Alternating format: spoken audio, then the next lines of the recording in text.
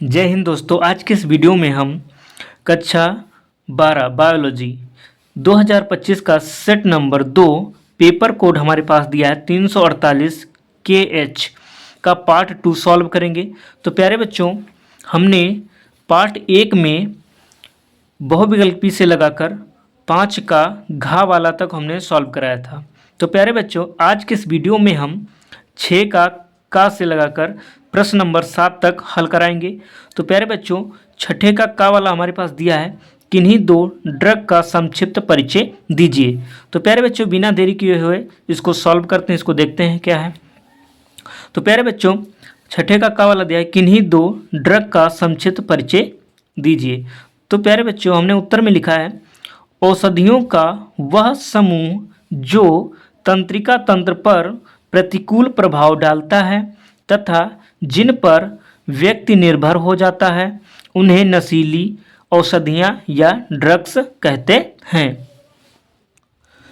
तो प्यारे बच्चों, हमने फर्स्ट पॉइंट करके हेडिंग डाली, उत्तेजक या एंटी डिस्प्रेसेंट्स, यानी उत्तेजक होते क्या हैं। तो प्यारे बच्चों, देखेंगे ये औषधियाँ केंद्रीय तंत्रिका को प्रभावित करती हैं।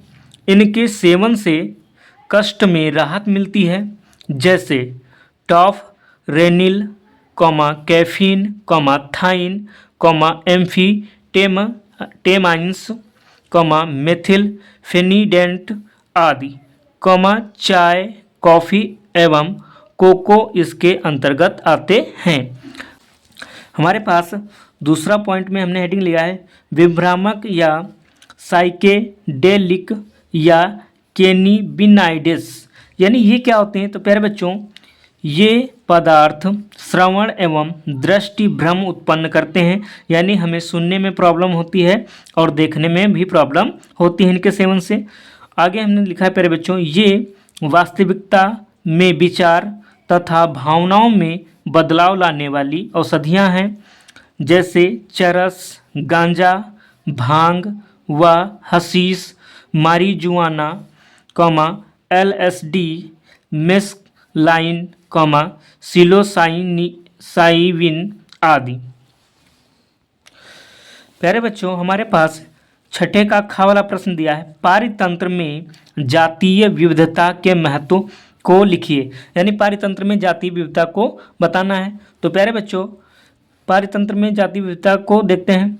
तो प्यारे बच्चों, हमने उत्तर में लिखा है, पारिस्थितिकी तंत्र की स्थिरता, उत्पादकता और लचीलेपन को बनाए रखते हैं। यह विभिन्न प्रजातियों को एक दूसरे पर निर्भर रहने और संसाधनों का कुशलतापूर्वक उपयोग करने में सक्षम बनाता है, जिससे प्राकृतिक आपदाओं के प्रति प्रतिरोध क्षमता बढ़ती है और विदेशी प्रजातियों के आक्रमण को रोका जा सकता है।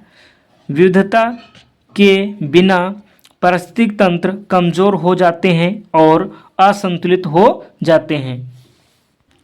अगला प्रश्न प्यारे बच्चों हमारे पास दिया है, छठे का ग वाला, अल्कोहल के प्रभाव पर टिप्पणी लिखें, यानी अल्कोहल के प्रभाव पर टिप्पणी लिखना है। तो प्यारे बच्चों, बिना देरी किए हम इसका उत्तर देखते हैं। तो प्यारे बच्चों, अल्कोहल सामान्य रूप से शराब या मदिरा के नाम से जानी जाती है। यह विश्व में सबसे अधिक प्रयोग में लाया जाने वाला मादक पेय पदार्थ है। यह रासायनिक रूप से एथिल अल्कोहल यानी C6H5OH है। तो प्यारे बच्चों, इसके पॉइंट करके हमने लिखा है, पॉइंट नंबर 1, अल्कोहल या ड्रग के तत्कालिक प्रतिकूल प्रभाव असामान्य व्यवहार, बर्बरता और हिंसा के रूप में व्यक्त होते हैं। दूसरे पॉइंट में हमने प्यारे बच्चों लिखा है, इनकी अत्यधिक मात्रा के सेवन से श्वसन घात यानी सांस लेने में प्रॉब्लम होती है, जिसे हम रेस्पिरेटरी फ्लेवर, या हृदय घात हो सकता है यानी हार्ट फ्लेवर, अथवा प्रमस्तिष्क रुधिर स्राव यानी सेरेब्रल हेमरेज के कारण बेहोशी, कोमा और मृत्यु हो सकती है। तीसरा पॉइंट प्यारे बच्चों हमने लिखा है, अल्कोहल या ड्रग के प्रयोग से शैक्षिक और सामाजिक जीवन प्रभावित होता है।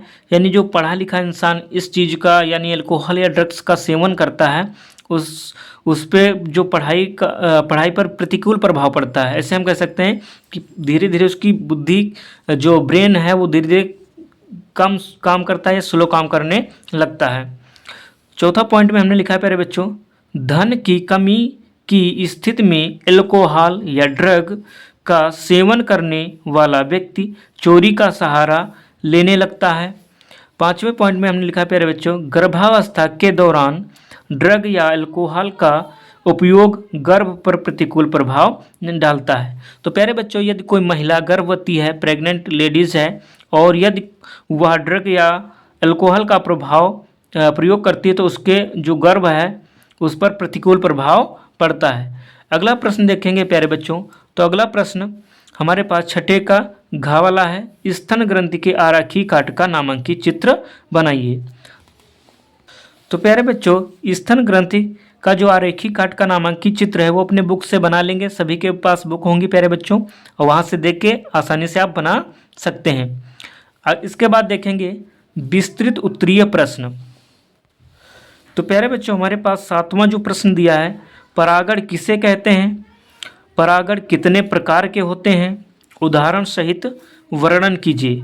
और अथवा में दूसरा क्वेश्चन दिया है, आवर्त चक्र किसे कहते हैं, इसकी प्रमुख घटनाओं का वर्णन कीजिए। तो प्यारे बच्चों, हमने दोनों में से एक प्रश्न लिया है, आवर्त चक्र किसे कहते हैं, इसकी प्रमुख घटनाओं का वर्णन कीजिए। इसको प्यारे बच्चों हम देखेंगे और इसको सॉल्व किया है हमने प्यारे बच्चों। तो देखो हमने लिखा है उत्तर में, आवर्त चक्र रजोधर्म या मासिक चक्र, मेंस्ट्रुअस एंड मंथली सर्किल, इसे इंग्लिश में मेंस्ट्रुअल सर्किल या मंथली सर्किल कहते हैं। तो स्त्रियों में अंड जनन का संबंध रजोधर्म से होता है। रजोधर्म या मासिक चक्र हार्मोन्स द्वारा नियंत्रित होता है। औसतन इस चक्र में 28 दिन लगते हैं। इसे निम्न 3 प्रमुख प्रवस्थाओं में बांट सकते हैं। यानी इसे हम 3 प्रवस्थाओं में बांट सकते हैं। तो प्यारे बच्चों, पहली प्रवस्था क्या है हमारे पास, तो पहली प्रवस्था है रजोस्राव प्रवस्था। यानी रजोस्राव प्रवस्था मतलब जिसमें ब्लड आने लगता है। तो प्यारे बच्चों, इसको देखते हैं। मासिक चक्र या रजोधर्म का प्रारंभ रक्तस्राव से होता है।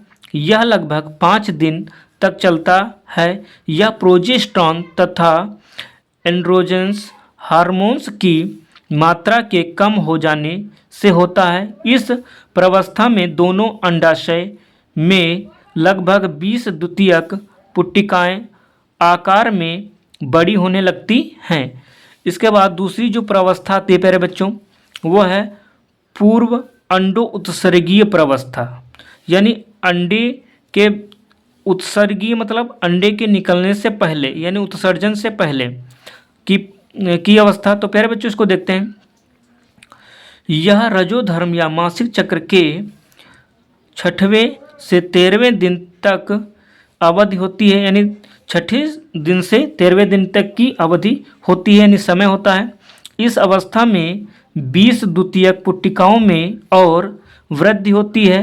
प्रत्येक अंडाशय में द्वितीयक पुट्टिकाओं में से केवल एक पुट्टिका क्रियाशील होकर ग्राफियन पुट्टिका बनाती है।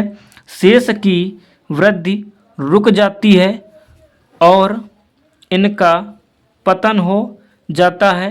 ग्राफियन पुट्टिका से एंड्रोजन हार्मोन्स स्रावित होने लगता है और यह अंडोत्सर्ग के लिए तैयार हो जाती है। अंडोत्सर्ग प्रायः 14वें दिन होता है। अंडोत्सर्ग के समय स्त्री के शरीर का ताप बढ़ जाता है। संभोग की इच्छा भी बढ़ जाती है। मुक्त द्वितीयक अंडकोशिका गर्भाशयी नाल में चली जाती है। और जो तीसरा जो पॉइंट लिया है यह है पश्च अंडो उत्सर्गीय प्रावस्था, यानी अंडे के निकलने के बाद की अवस्था। तो प्यारे बच्चों, इसको समझते हैं। यह रजोधर्म या मासिक चक्र के 15वें से 28वें दिन की अवधि होती है। फटी हुई ग्राफियन पुट्टिका में कॉर्पस ल्यूटियम बन जाता है। फिलिपियन नलिका में अंड कोशिकाओं का निषेचन हो जाने पर युग्मनज यानी जाइगोट भ्रूण के रूप में गर्भाशय में स्थापित हो जाता है। यह प्लेसेंटा को नार भी कहते हैं, ध्यान रखना, गांव देहात की भाषा में इसे नार कहते हैं और इसे प्लेसेंटा भी कहते हैं, अपरा भी कहते हैं, ध्यान रखना। तो यह प्लेसेंटा से जुड़ जाता है। प्लेसेंटा से स्रावित हार्मोन्स कॉर्पस ल्यूटियम को सक्रिय बनाए रखता है। अंड कोशिका का निषेचन न होने पर कॉर्पस ल्यूटियम शीघ्र ही अवशेष के रूप में रह जाता है। इसे कॉर्पस एल्बिकेंस कहते हैं। इसके साथ ही नई पुट्टिकाओं की वृद्धि प्रारंभ हो जाती है और नया मासिक चक्र रजोधर्म प्रारंभ हो जाता है। तो प्यारे बच्चों, हमने सेकंड पार्ट में यहीं तक सॉल्व कराया है। तो प्यारे बच्चों, वीडियो अच्छा लगे तो लाइक करिए, चैनल को सब्सक्राइब करिए और वीडियो को अपने दोस्तों तक ज़रूर भेजिए, जिससे उनके परीक्षा में अच्छे से अच्छे नंबर आ सकें।